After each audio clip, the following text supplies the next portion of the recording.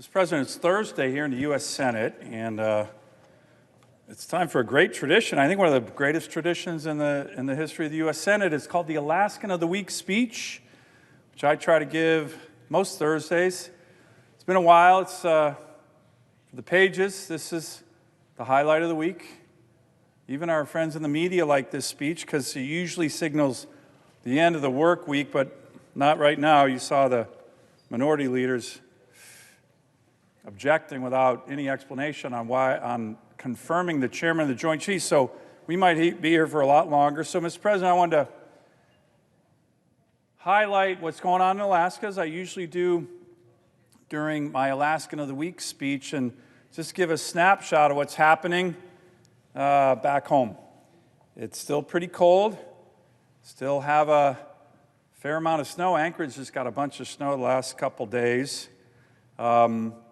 The 53rd Iditarod just concluded in Nome with a stunning first-time win by Alaskan Jesse Holmes and his 10-dog sled team. The Iron Dog race, that's a snow machine race, longest, toughest snow machine race in the world, was won by, that's done in kind of tandem. Robbie Sashley and Bradley George, their second victory of the Iron Dog snow machine race. Things are starting to thaw, as I mentioned, Mr. President. It's beginning of the summer tourism season's right around the corner. The first cruise ship will dock in southeast Alaska in less than 2 weeks, and thousands of tourists from all over the world will come to our great state. Anyone watching in the gallery, we'd love to have you come to Alaska. For many of these tourists, this is going to be the trip of a lifetime. For Alaskans, this is where we live every day, and our Alaskan of the Week does something, Mr. President, that's very unusual. He's beloved by Alaskans and tourists, not an easy task, and this person is my friend, Jay Ramras. Like many Alaskans, Jay is a jack of all trades. He owns restaurants and beautiful hotels. He's had a successful political career. He is a prolific philanthropist. He loves history. And more importantly, he loves Alaska and especially his great hometown of Fairbanks. By the way, my wife's hometown. Now, I love to talk about our Alaskan of the Week. There's so many. We've talked about hundreds over the course of many years here on the Senate floor. Jay was born in Fairbanks. In 1964, his father, Dan, moved to Fairbanks from Brooklyn, New York in 1948. And as Jay says, there has been a Ramras in interior Alaska going on 80 years. And Jay's entrepreneurial resume, which is legendary in Alaska, began in 1986 at the tender age of 22 years old when he started a chicken wing restaurant, expanding his business footprint to other eateries across Fairbanks, and eventually, Mr. President, purchasing the iconic Fairbanks landmark called Pike's Landing. For anyone going to Fairbanks, you got to stay at Pike's Landing. It was this purchase that led Jay to uncovering some really incredible chapters of Alaskan history. As I said, Jay's a real history buff, and he credits this to his Bachelor of Arts degree in American history, but it all started with Pike's. So let's talk about Pike's. Pike's Landing was established after World War II when Lloyd Pike claimed land along the Chena River. The Chena River runs right through Fairbanks under the Homestead Act. In 1959, by the way, the same year Alaska became the 49th state, Pike opened the original Pike's Landing. Throughout the years, Pike's Landing cemented itself as a landmark in the Fairbanks community. When Jay purchased Pike's Landing in 2000, he found himself wondering about the history of the property and the man who established the landmark location of Pike's. The original owner had kind of sort of disappeared from history. So Jay asked around, collecting oral histories from Fairbanks old-timers who had seen the growth of Pike's Landing over the decades. Jay found that Pike's Landing had long faced congestion at the boat launch due to its prime location right there, as I said, on the Chena River. That was a problem Lloyd Pike solved by building a public launch to clear up some of the demand in terms of getting boats on the river.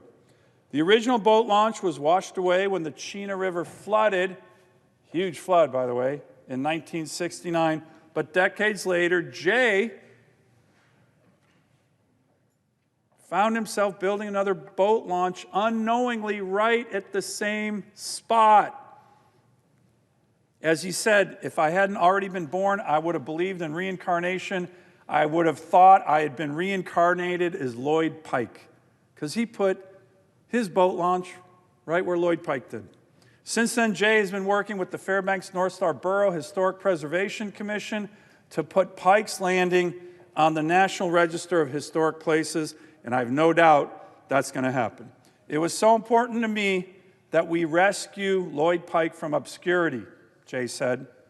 But this wasn't the only historical figure, Mr. President, that Jay has connected himself to and the community of Fairbanks to.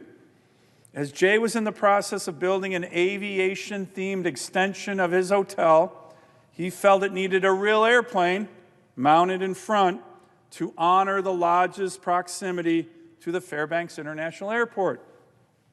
While searching, he stumbled on a refurbished Cessna 140 on Craigslist. After purchasing this plane, Jay discovered it had been owned by none other than Noel Ween. Now, the presiding officer is a pilot. Maybe he knows who Noel Ween is. For those who don't, Noel Ween is considered the father of Alaska aviation, the first pilot to successfully fly from Anchorage to Fairbanks in 1924. Ween went on to found Ween Airlines, a commercial airline that operated in Alaska for nearly 60 years. And as the presiding officer knows, these were some intrepid pilots. That was 100 years ago that he did that first flight. Open air cockpit, really, really cold.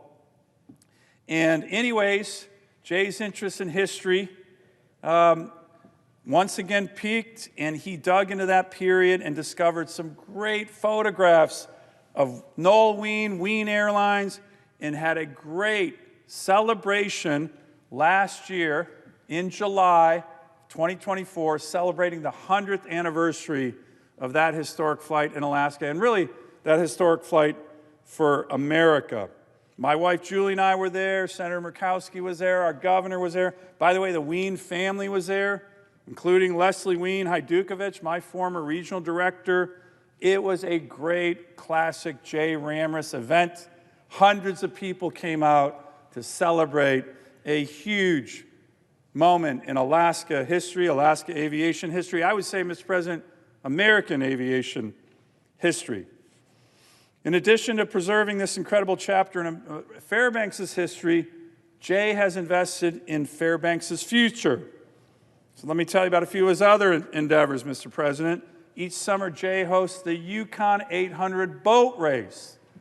Yes, the longest, toughest, roughest speedboat race in the world. Starts at Pikes, up to the Chena, gets out on the mighty Yukon. Huge race. He just, as I mentioned, he just recently hosted the 4th Iditarod start at Pikes. Normally the Iditarod starts down in Anchorage. That's the toughest, longest, greatest race in the world, the Iditarod. Occasionally it starts in Fairbanks. It did this year at Pikes. And as I mentioned, Mr. President, he regularly sponsors the Iron Dog Snow Machine Race. That, yes, is the toughest, longest, roughest snow machine race in the world.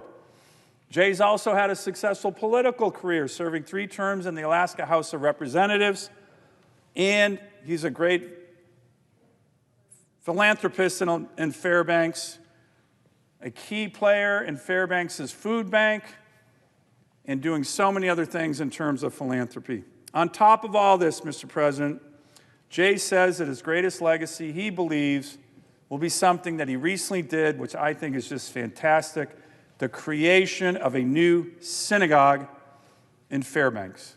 the northernmost Shabbat in the United States. It began with a call from Rabbi Greenberg in Anchorage. He was a great friend of mine, one of the leaders of our Jewish community throughout the state. And he asked Jay if he could host a young Orthodox rabbi and his wife for a short visit. Of course, Jay, a very generous man, agreed. Think it would be around a 2-week summer stay, but then they came again for a second visit, this time in January, Mr. President, when it's 45 below zero in Fairbanks. It gets really cold in Fairbanks. And they still returned. The young couple, Rabbi Heshi Wolf and his wife Shani, have now chosen to make Fairbanks their permanent home. Jay, generous as ever, purchased a small church with his own money. The previous congregation at the church had outgrown the place. They refurbished it, transforming it into the Fairbanks Jewish Center. The original congregation stayed on rent-free until they found a new home, the new church. And just a few weeks ago, Mr. President, 5 rabbis gathered in Fairbanks for the first time in over 120 years and hosted this new synagogue, the northernmost synagogue, I believe, synagogue in America in Fairbanks. So Jay, thank you. What a life of accomplishment. What a legacy, not just for Fairbanks, but for all of Alaska, for every different community, sports community, Jewish community, historical community. You've done it all. And now, Jay, you have been awarded one of the most prestigious awards anyone can achieve in their life, Alaskan of the Week. Thank you, Mr. President.